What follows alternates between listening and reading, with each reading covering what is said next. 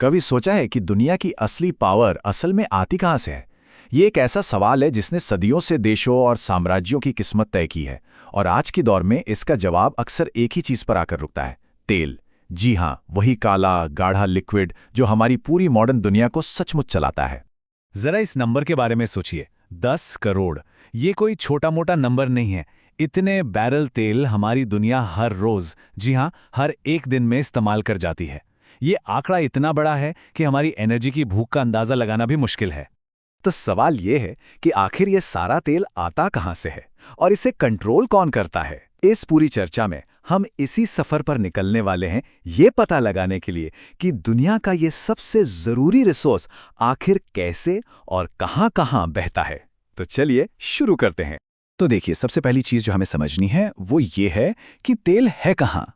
और जैसा कि हम अभी देखेंगे, कुदरत ने इसे हर जगह बराबर नहीं बांटा है। जरा इस लिस्ट पर एक नजर डालिए। एक बात जो फौरन साफ हो जाती है वो ये कि ये दौलत कितनी ज्यादा एक ही जगह सिमटी हुई है। सिर्फ 5 देश, जी हां, सिर्फ 5 देश दुनिया के आधे से ज्यादा तेल भंडार को कंट्रोल करते हैं। ये तो कमाल का कॉन्सेंट्रेशन है। वेनेजुएला, ये देश तो जैसे तेल के समंदर पर ही बैठा है। ये जो नंबर है 303 अरब बैरल, ये इतना बड़ा है कि दिमाग में बिठाना भी मुश्किल है। सोचिए, ये एक ऐसा कुदरती तोहफा है जो किसी भी देश को बेतहाशा अमीर बना सकता है। कर कहानी में एक ट्विस्ट है। देखिए, जमीन के नीचे दौलत होना एक बात है और उसे बाहर निकालकर दुनिया को बेच पाना वो बिल्कुल दूसरी कहानी है। और यहीं पर असली खेल शुरू होता है पॉलिटिक्स का। वेनेजुएला के केस में अमेरिकी प्रतिबंधों ने उसकी ऑयल इंडस्ट्री की कमर ही तोड़ दी है। नतीजा, अपने इतने बड़े खजाने का फायदा उठाना उसके लिए लगभग नामुमकिन हो गया है। ये इस बात का एक बड़ा रिमाइंडर है कि जमीन के नीचे क्या है, ये तो कहानी का सिर्फ एक हिस्सा है। तो ये हमें ग्लोबल ऑयल मार्केट के एक बहुत ही बुनियादी बंटवारे की तरफ ले जाता है। एक तरफ है प्रोड्यूसर्स, यानी तेल पैदा करने वाले, और दूसरी तरफ है कंज्यूमर्स, यानी उसे इस्तेमाल करने वाले। चलिए देखते हैं कि ये कौन कौन है। ये है दुनिया के असली ऑयल पावर हाउसेस। सऊदी अरब, रशिया और ईरान जैसे देश दुनिया को तेल सप्लाई करते हैं। इनमें से कई देश ओपेक का हिस्सा है, यानी पेट्रोलियम एक्सपोर्ट करने वाले देशों का संगठन, जो उन्हें बाजार पर एक जबरदस्त कंट्रोल देता है। और अब देखते हैं सिक्के का दूसरा पहलू। दुनिया की सबसे बड़ी अर्थव्यवस्थाएं अमेरिका, चीन, जापान, ये तेल के सबसे बड़े खरीदार हैं। और एक दिलचस्प बात यह है कि शेल क्रांति की वजह से अमेरिका अब दुनिया का सबसे बड़ा प्रोड्यूसर भी है, लेकिन फिर भी वो जितना बनाता है उससे कहीं ज्यादा इस्तेमाल कर जाता है। ये स्लाइड असल में पूरी कहानी बयां कर देती है ना। एक तरफ सऊदी अरब जैसा देश है जो अपनी जरूरत से कहीं ज्यादा तेल निकालता है, और दूसरी तरफ है अमेरिका जो अपनी जरूरत से बहुत कम तेल निकालता है। और बस यही जो अंतर है, यही पूरे ग्लोबल ऑयल ट्रेड का इंजन है।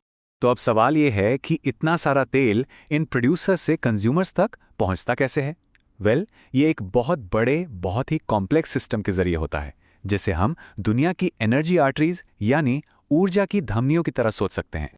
बात बहुत सीधी सी लगती है, पर इस पर सोचना जरूरी है। तेल कहीं से जादू की तरह प्रकट नहीं हो जाता। उसे दुनिया भर में एक जगह से दूसरी जगह ले जाना पड़ता है, और ये अपने आप में एक बहुत बड़ा लॉजिस्टिकल चैलेंज है। और जब इस तेल को एक जगह से दूसरी जगह ले जाने की बात आती है, तो मोटा-मोटी 2 ही तरीके हैं: समंदर के रास्ते और जमीन के रास्ते। बड़े बड़े सुपर टैंकर्स महासागरों को पार करते हैं, और पाइपलाइनों का एक विशाल नेटवर्क महाद्वीपों में फैला हुआ है। इसके स्केल को समझने के लिए एक उदाहरण लेते हैं। रशिया से चीन तक एक विशाल पाइपलाइन है जो हर दिन अरबों क्यूबिक मीटर गैस पंप करती है। यही वो मेगा प्रोजेक्ट्स हैं जो हमारी दुनिया को रोशन रखते हैं।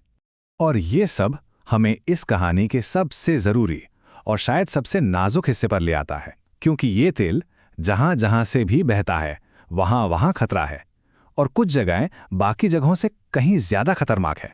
मिलिए स्ट्रेट ऑफ हॉर्मुज से। ये शायद इस ग्रह पर पानी का सबसे महत्वपूर्ण रास्ता है। दुनिया का लगभग 20% तेल इसी पतले से चैनल से होकर गुजरता है।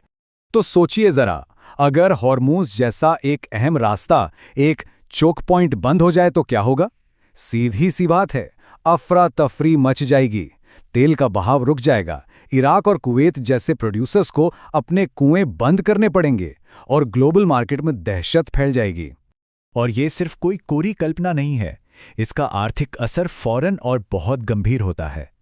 जैसा कि यहां देखा जा सकता है, इस तरह का एक संकट रातों रात तेल की कीमतों को 2 गुना कर सकता है, जिसके झटके पूरी दुनिया में महसूस होते हैं। और ये मत समझिए कि ये सिर्फ मिडल ईस्ट की समस्या है। दुनिया की हर बड़ी अर्थव्यवस्था इन नाजुक रास्तों पर निर्भर है। चीन का ही उदाहरण ले लीजिए। उनके कुल तेल आयात का आधे से ज्यादा हिस्सा इन्हीं चोक पॉइंट से होकर गुजरता है। ये एक ग्लोबल कमजोरी है। तो आखिर में एक बड़ा और थोड़ा परेशान करने वाला सवाल बचता है। जब पूरी दुनिया एक ऐसे रिसोर्स पर टिकी हो जो कुछ ही जगहों पर सिमटा हुआ है और उसे लाने ले जाने के रास्ते इतने कमजोर हैं, तो हमारी एनर्जी सप्लाई असल में कितनी सुरक्षित है? ये एक ऐसा सवाल है जिसका जवाब हम सब के लिए बहुत मायने रखता है।